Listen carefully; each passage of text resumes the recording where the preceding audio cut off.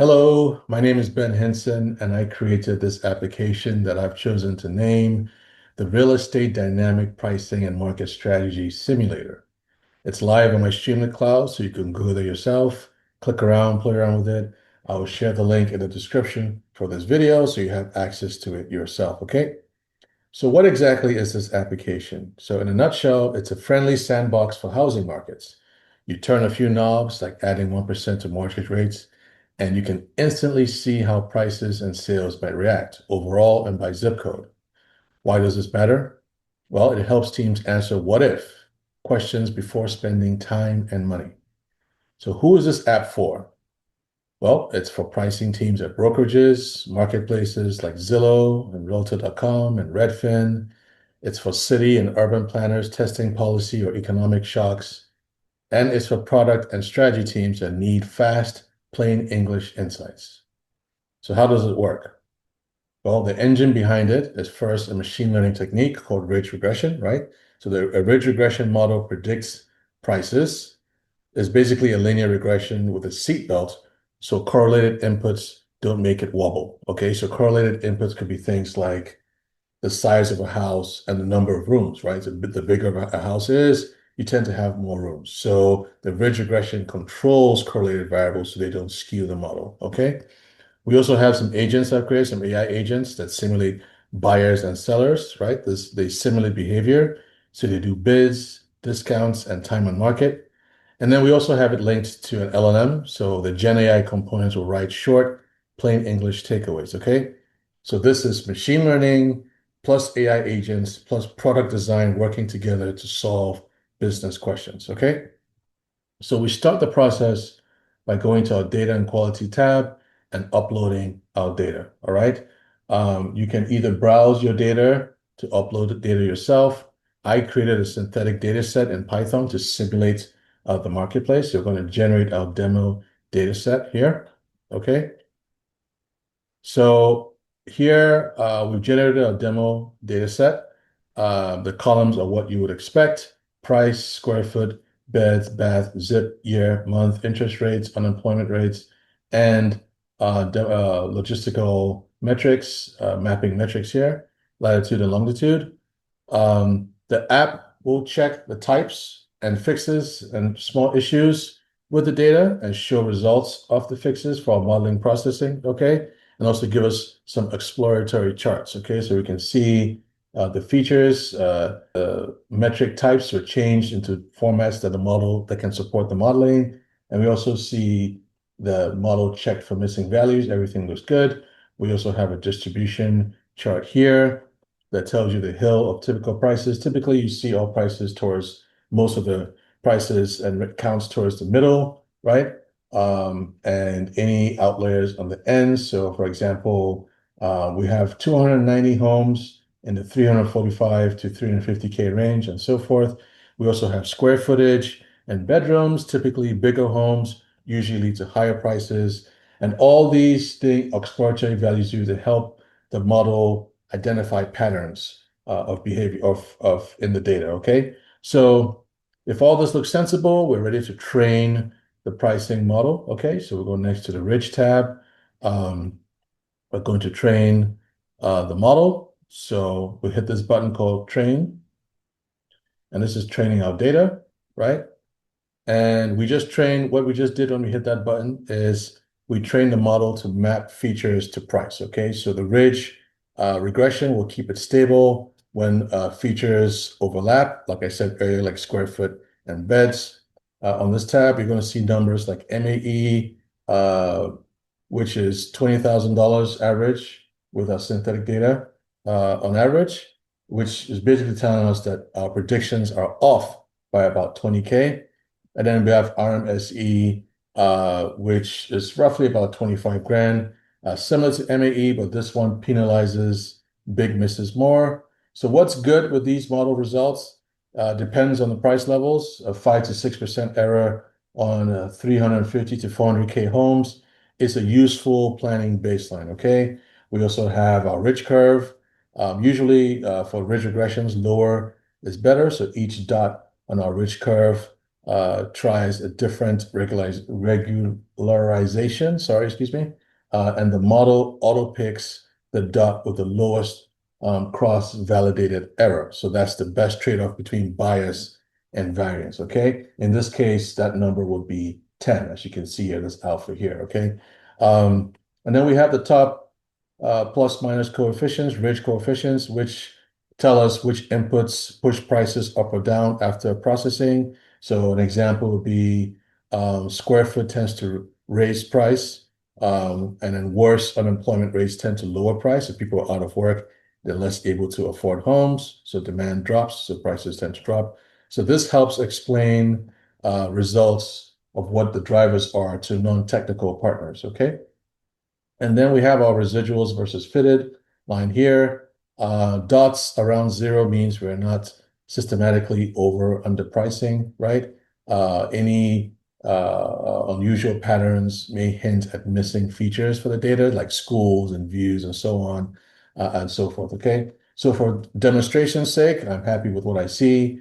Now that we trust the model from a demo perspective, let's run some what if scenario. So we go to a scenario simulator here. Uh, we have some sliders here for interest rate, unemployment rate. Let's do a 1 here. Unemployment change, as we see there. At the top, we have baseline median versus scenario median. This shows the typical price before and after. And the delta in median you see here is the shift, right? The difference. So for example, down or up by 9,000 or so on and so forth. So the distribution overlay, we have two hills here, right? Baseline versus scenario. If the scenario hill slides left, it means prices are generally lower. And then the delta bars, this will obviously be influenced by the sliders that you set here. So if we change our interest rate down, for example, you see the hill moving. If you take this up, again, the hills shift based on the parameters you set, okay? You can save each scenario. So this is one scenario done here. You can save the scenario, and then you can change the parameters, right? Let's say you want to see what do things look like with a much higher interest rate, right? So you see the hills shifting over here, right? The predicted price hills for home ranges, right? And you want to save this scenario, you can make this just a scenario, any name you want, a different name, save that scenario. And now you have two scenarios, right? You have a scenario A, a scenario B, and the delta between them, right? So you can compare different scenarios as well. This is great for soft versus hard landing storytelling. You can also export your scenarios down here as JSON files if you want to share presets, or you can even import them later so teammates can reproduce results exactly, okay?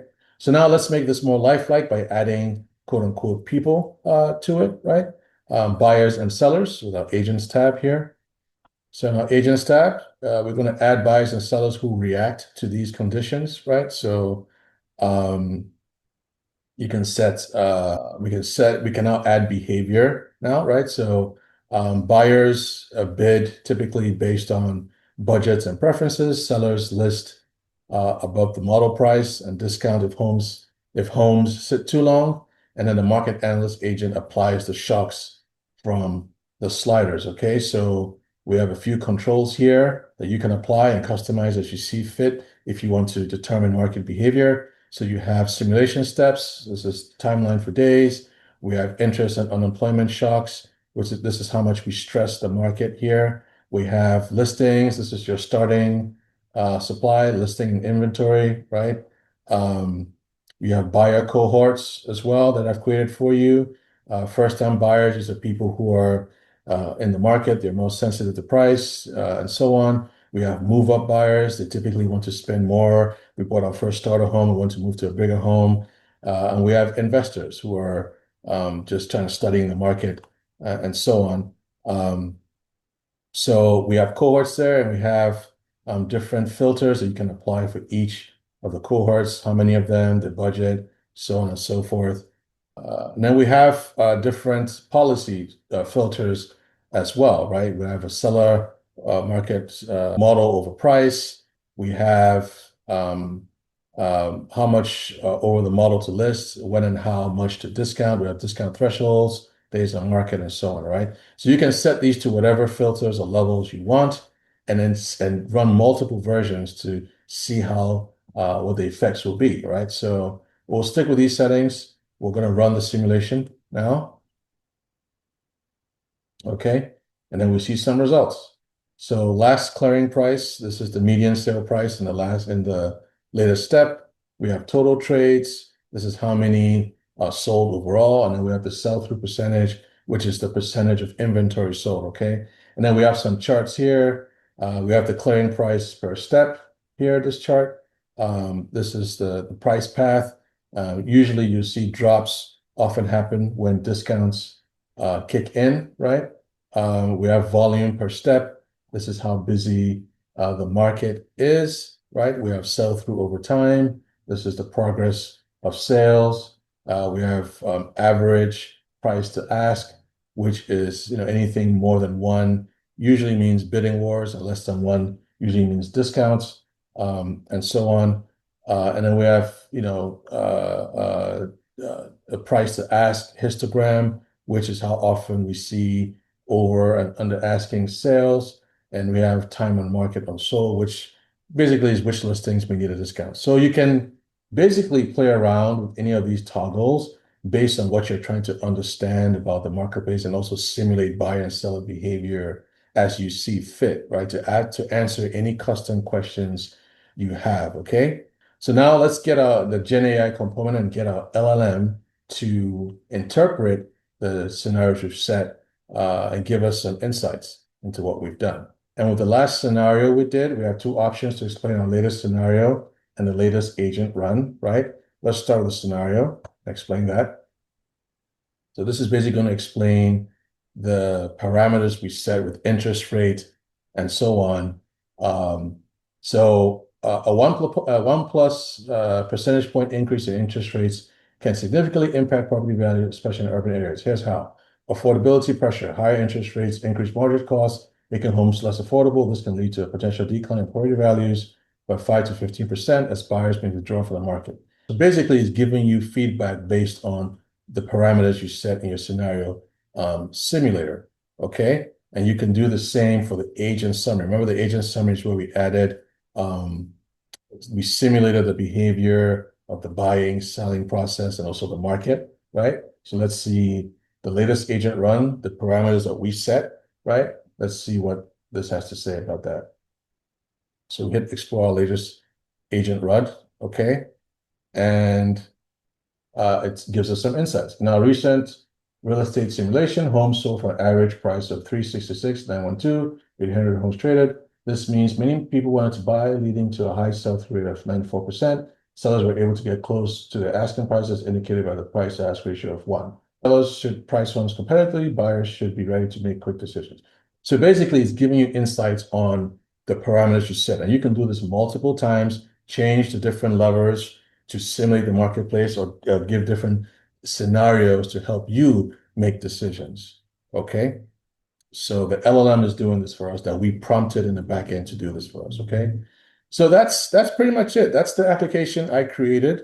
Again, I've made this public. You can go and play around with it on my student account. I'll put the link below this video. This application blends classic machine learning. So we used, in this case, a ridge regression pricing for clarity. We built some AI agents, right? I built some AI agents. So I built buyers and sellers that behave. And I also linked this application and added a GenAI component, right, to give us human readable summaries and insights like what you see on the screen. So that's basically product thinking, right? I built a product, right, on top of AI that's focused on decisions and not just dashboards, okay?